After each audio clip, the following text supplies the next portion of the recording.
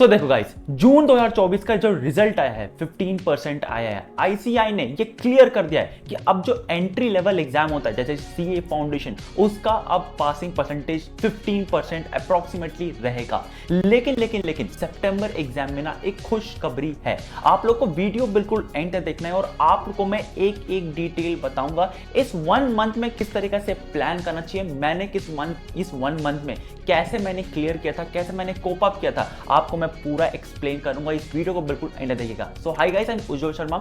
I am doing my articleship in Deloitte. मैंने foundation intermediate first attempt में clear किया है और बहुत अच्छे नंबर से क्लियर किया है। बट उसके पीछे एक स्ट्रैटेजी है। मैंने 100% भी सिलेबस कवर करके नहीं किया था। मैं उन चैप्टर्स को पकड़ा था जो बहुत ज्यादा इंपॉर्टेंट है और आपका काम मैं आसान कर देता हूं। मैंने खुद एबीसी एनालिसिस किया है। अब एबीसी एनालिसिस क्या होता है? प्रीवियस का क्वेश्चन पेपर का जितना भी अटेम्प्ट्स आया है ना, उसको एनालाइज करके, उसको पूरा देख के एक पूरा पेपर फॉर्म में बना देता हूँ, एक रैंक वाइज दे देता हूँ कि ये चैप्टर से कितना क्वेश्चन आएगा। इंपॉर्टेंट क्वेश्चंस बता देता हूँ आप लोग को जो बहुत बार रिपीट होती है। इससे क्या होता है कि आप लोग उसी पे फोकस करके इजीली आप लोग पास कर सकते हो। लेकिन आपको मैं एक वार्निंग दे दूं आईसीएआई की तरफ से कि सीए फाउंडेशन का ना अब रिजल्ट 15% रहेगा। आप लोग को कॉन्सेप्चुअल क्लैरिटी बहुत अच्छे तरीके से रखना पड़ेगा फाउंडेशन अटेम्प्ट पे। तो वीडियो बिल्कुल नहीं देखना। 1 मंथ का आपको पूरा स्ट्रैटेजी शेयर करने वाला हूं, बिल्कुल भी स्किप मत करिएगा। स्टार्ट करते हैं इस वीडियो को। देखो, जून 2024 का ना जो 15% रिजल्ट आया और 75% वैसे स्टूडेंट्स हैं जो फेल हो गए। वो किस वजह से फेल हुए हैं? 3 मेन कारण है। जो लोग भाई जो अटेम्प्ट दे चुके हैं और जिनका फर्स्ट अटेम्प्ट होने वाला है, बहुत ध्यान से सुनो भाई, लिटरली बहुत इंपॉर्टेंट है आप लोग के लिए। 3 मेन रीजन का क्या कारण है? दैट इज 3 मेन सब्जेक्ट का। दैट इज फर्स्ट आपका लॉ में मेजॉरिटी स्टूडेंट्स फेल हुए हैं। सेकंड आपका मैथ्स और third main reason is average. अब देखो, आपके पास ना रिजल्ट है, अब आप लोग समझते हो कि कौन सा मेरा सब्जेक्ट वीक है। आपको ना एक कलर बता देता है, एक मतलब ट्रू फेयर और स्टेटमेंट बता देता है कि कौन सा सब्जेक्ट वीक है, कौन सा सब्जेक्ट स्ट्रॉन्ग है। अब यहाँ पे आप लोग को मेजॉरिटी स्टूडेंट्स जहाँ पे देखा गया आईसीएआई की तरफ से वो है लॉ और आपका मैथ्स और तीसरा है एवरेज नहीं बन पाना।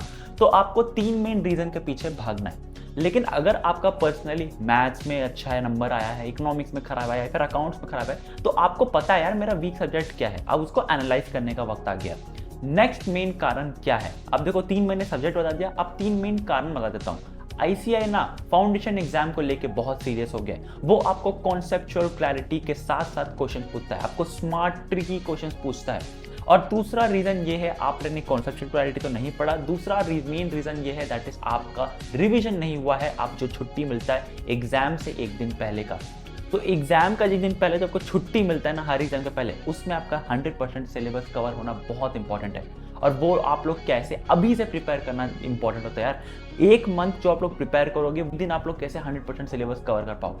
और वो आता है आप लोग का फ्लैश कार्ड, आपको हेल्प करेगा। अब देखो, अभी से इस फ्लैश कार्ड को खरीद सकते हैं आप, जो कि आपको स्क्रीन पे दिख रहा होगा। अब ये अल्ट्रा प्रीमियम शॉर्ट नोट्स जो है बहुत आपका काम आने वाला है। यहाँ पे ये आईसीएआई का स्टडी मटेरियल से उठा के लेके गया है और सीए का फैकल्टी मेंबर्स ने ही इसे डिजाइन किया है। आप स्क्रीन में देख सकते हैं हर एक चैप्टर का इंपॉर्टेंट क्वेश्चंस, इंपॉर्टेंट एग्जांपल्स बहुत अच्छा तरीका से बताया गया। ये आपका पॉकेट में भी आ सकता है और जब भी आप ट्रैवल कर रहे हो या फिर कहीं जा रहे हो या फिर सोने से 30 मिनट्स पहले आप लोग पूरा 100% सिलेबस को कवर कर पाओगे इस फ्लैश कार्ड्स की मदद से। लिटरली बहुत आपका काम आसान कर देता है ये फ्लैश कार्ड, क्योंकि ये बहुत अच्छे तरीके से आपको हेल्प करेगा सिलेबस को पूरा गो थ्रू करने के लिए, इंपॉर्टेंट फॉर्मूलाज, इंपॉर्टेंट ट्रिक्स को देखने के लिए, इंपॉर्टेंट एग्जांपल्स को देखने के लिए। आप सोते वक्त भी इसे देख सकते हैं, बहुत इंपॉर्टेंट है। और बहुत सारे सीए फैकल्टी मेंबर्स ना इस प्रीमियम मेंबर्स को रिकमेंड करते हैं, तो मैं भी सोचा आप लोग के लिए रिकमेंड कर दूं। तो आई वुड हाईली सजेस्ट कि आप लोग इसे जाइए, इसे यूज करिए, इसे परचेज करिए। अमेजॉन का लिंक और फ्लिपकार्ट का लिंक मैंने डिस्क्रिप्शन बॉक्स में डाल रखा हो। जो लोग शॉर्ट नोट्स पर निर्भर करते हैं उनका सिलेबस कवरेज 100% हो जाता है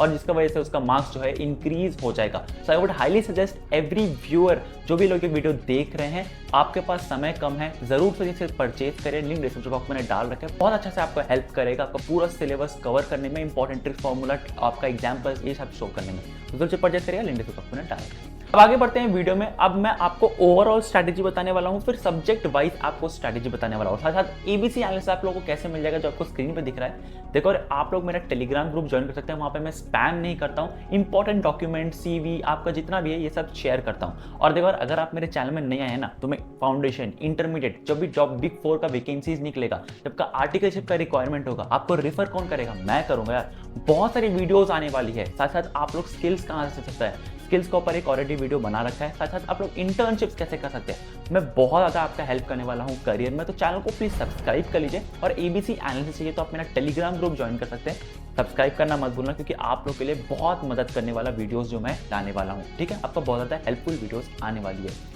नेक्स्ट बढ़ते हैं आप ओवरऑल स्ट्रैटेजी के लिए। आप ओवरऑल स्ट्रैटेजी क्या है? देखो यार, आप लोग क्लास 11-12 में अकाउंट्स पढ़ा है, और जिन लोगों ने अटेम्प्ट दे दिया, अकाउंट्स आपका बहुत अच्छा एक हथियार है। अब मैं जैसे क्या करता था कि मेरे पास सिर्फ 1 मंथ बाकी था, मेरे पास मैंने क्या किया कि आपका मैं एक सब्जेक्ट उठा लिया जिसमें मुझे 80+ आ जाए, और वो कौन था? अकाउंट्स। मेरा बेसिक भी बहुत अच्छा स्ट्रॉन्ग था, मेरा क्लास 11-12 में मैंने अकाउंट्स अच्छे से पढ़ा था, तो इससे क्या है ना, मुझे एक ग्रास मिल गया। तो 80+ टारगेट कर लो आपका कोई भी एक सब्जेक्ट। अब मेजरली स्टूडेंट्स क्या करेंगे? अकाउंट्स को चूज करेंगे। लेकिन जब मैं आपको हर एक सब्जेक्ट का स्ट्रैटेजी बताऊंगा ना, तो अकाउंट्स के बारे में भी इंपॉर्टेंट टिप्स बताने वाला हूँ। ओवरऑल स्ट्रैटेजी के बारे में बता रहा हूँ, तो आपको एक सब्जेक्ट ऐसा रखना जिसमें 80+ आ जाए, और दूसरा सब्जेक्ट ऐसा रखना जिसमें 60+ आ जाए। तो मेरा क्या सब्जेक्ट था? दैट इज अकाउंट्स था, और दूसरा मेरा मैथ्स था। अब देखो, आप लोग में से मैथ्स नहीं पसंद करेंगे बहुत लोगों को, तो आप लोग इकोनॉमिक्स रख सकते हो, लेकिन लॉ को बहुत कम लोग लगेगा, क्योंकि इकोनॉमिक में मार्क्स नहीं आता, और मेजॉरिटी स्टूडेंट्स लॉ में फेल होता है। तो आप कोई भी 2 सब्जेक्ट को ऐसा रख लो, एक में 80+ आ जाए, दूसरा आपका 60+ आ जाए। तो आपका क्या होता है ना, अगर आप लॉ और मैथ्स में, मान लीजिए मैथ्स में आपने नहीं अच्छा स्कोर किया, 40 लेके आया, लॉ में 40 लेके आया, तो 80 और 60 भी लेके आएंगे ना, तो आपका 220 हो जाएगा, तो आपका एवरेज भी बन जाएगा, आप पास भी कर लोगे। तो ओवरऑल स्ट्रैटेजी ऐसा ही रहने वाली है आपको। अब मैं आपको सब्जेक्ट वाइज स्ट्रैटेजी बताने वाला हूँ। सबसे पहले आता है आपका अकाउंट्स। अब देखो, अकाउंट्स में देयर इज नो स्ट्रैटेजी। आप लोगों को हर एक सम, इलस्ट्रेशन, पीछे का क्वेश्चंस, आपको आरटीपी, एमटीपी अच्छे से करके जाना है, कॉन्सेप्चुअल वाइज क्लैरिटी रखना है, क्योंकि आपको 80+ टारगेट करना है अकाउंट्स में। अब आप लोगों को मैं एक ट्रिक जरूर से बता देता हूँ। हर अटेम्प्ट में ना अकाउंट्स का पेपर लेंदी आता है, लेंदी पेपर आएगा ही आएगा। आप एग्जाम से निकल के बोलोगे कि मेरा 2 क्वेश्चन छूट गया, नहीं, यही गलती करते हैं आप। अकाउंट्स में 100% पेपर अटेम्प्ट करने का कोशिश करना है, इसीलिए आपका राइटिंग प्रैक्टिस इंपॉर्टेंट है। प्रेजेंटेशन कैसे कर रहे हो ये इंपॉर्टेंट है। अकाउंट्स में ना टैली नहीं करेगा आपका बैलेंस शीट, तो डजंट मैटर, क्योंकि वो हाफ मार्क्स है, लेकिन आपको पोस्टिंग अच्छे से करने आना चाहिए। तो अकाउंट्स में आपको 100% आपको पूरा सिलेबस कवर करके जाना है। हालांकि मैं एबीसी एनालिसिस में अकाउंट्स जिसका वीक है वो लोग एबीसी एनालिसिस फॉलो कर सकते हैं, लेकिन आई वुड हाईली सजेस्ट कि आप 100% कवर करके जाओ। अब अकाउंट्स में क्या होता है कि आप लोग को प्रेजेंटेशन अच्छे से करना है, स्पीड भी रखना है, साथ ही साथ आपको अच्छे तरीके से कॉन्सेप्चुअल क्लैरिटी भी रखना है, क्योंकि पोस्टिंग का ही मैटर करता है, आपका बैलेंस टैली करने का नहीं आता है। आप लोग सीए हो यार, टैली करने का मार्क्स नहीं मिलेगा। नेक्स्ट आता है आपका लॉ। अब देखो, लॉ में मेजॉरिटी स्टूडेंट्स फेल क्यों करते हैं? क्योंकि आप लोग समझते ही नहीं है कि क्वेश्चंस आता कैसा है। सबसे पहले एबीसी एनालिसिस फॉलो करो। मैं एबीसी एनालिसिस में उन सारे क्वेश्चंस को मेंशन किया हूं, सारे क्वेश्चंस को रैंक वाइज लिखा हूं, जो बहुत बार रिपीटेड होती है, बहुत बार आती है क्वेश्चंस। तो आप लोग लॉ को कैसे पढ़ सकते हो? एबीसी एनालिसिस से पढ़ सकते हो। दूसरा, मेजर स्टूडेंट्स केस स्टडी में मार्क्स स्कोर नहीं कर पाते हैं। अब देखो, केस स्टडी में आप लोग को इंपॉर्टेंट ये है कि आप लोग आंसर कैसे लिखते हो, पैराग्राफ वाइज आंसर जाएगा। फर्स्ट ऑफ ऑल, आपको मान लो कि कॉन्ट्रैक्ट में कोई कॉन्ट्रैक्ट रखा गन रख के, तो ये कॉन्ट्रैक्ट नल एंड वॉइड होता है। तो इसके लिए सबसे पहले आपको ये केस स्टडी ऐसा कुछ लिखा था कि आपका फ्रेंड है, आपके ऊपर कोई गन रख के कॉन्ट्रैक्ट साइन करवा लिया, तो इसका बताओ कि क्या ये वॉइड है, क्या ये वैलिड कॉन्ट्रैक्ट है। तो सबसे पहले आपको प्रोविजन लिखना है कि it is not a valid, मतलब लॉ में क्या लिखा है। क्या आपको सेक्शन नंबर कोट करना है? The answer is absolutely no. Section number quote नहीं करना है, क्योंकि आपको एग्जामिनर सेक्शन नंबर से जज नहीं करेगा। हाँ, अगर आपको याद आता है तो वेल एंड गुड, अगर आपको सेक्शन नंबर याद नहीं होता है, लिख के मत आना गलत, क्योंकि अगर आपने गलत लिख के आ गया तो उसका नेगेटिव मार्किंग होगा। तो सबसे पहले आपको प्रोविजन लिखना है। दूसरा, आपको फैक्ट्स ऑफ द केस लिखना है, कोई भी केस स्टडी का कुछ फैक्ट्स होगा वो लिखना है। फिर आपको प्रोविजन प्लस फैक्ट्स दोनों को मिक्सचर करके एक पूरा कंक्लूसिव स्टेटमेंट लिखना है, और लास्ट में आपको कंक्लूजन लिखना है कि हाँ, ये जो कॉन्ट्रैक्ट है ये वॉइड है, ये वैलिड नहीं है। इस तरीके से आपको लिखना है, पूरा 4 पैराग्राफ को बना के लिखना है, तब केस स्टडी में आपको नंबर मिलेगा। बहुत लोग क्या करते हैं कि पूरा 1 लाइन लिख देते हैं या 2-3 लाइन लिख देते हैं, ऐसा मार्क्स नहीं आता। लॉ में आपको थोड़ा सा तो रटना पड़ेगा ही रटना पड़ेगा। प्रोविजंस एज इट इज आपको कॉपी पेस्ट करनी पड़ेगी बुक से, क्योंकि ये लॉ है यार, इसीलिए मेजॉरिटी ऑफ स्टूडेंट्स फेल होते हैं। नेक्स्ट आता है लॉ में राइटिंग प्रैक्टिस नहीं होने का।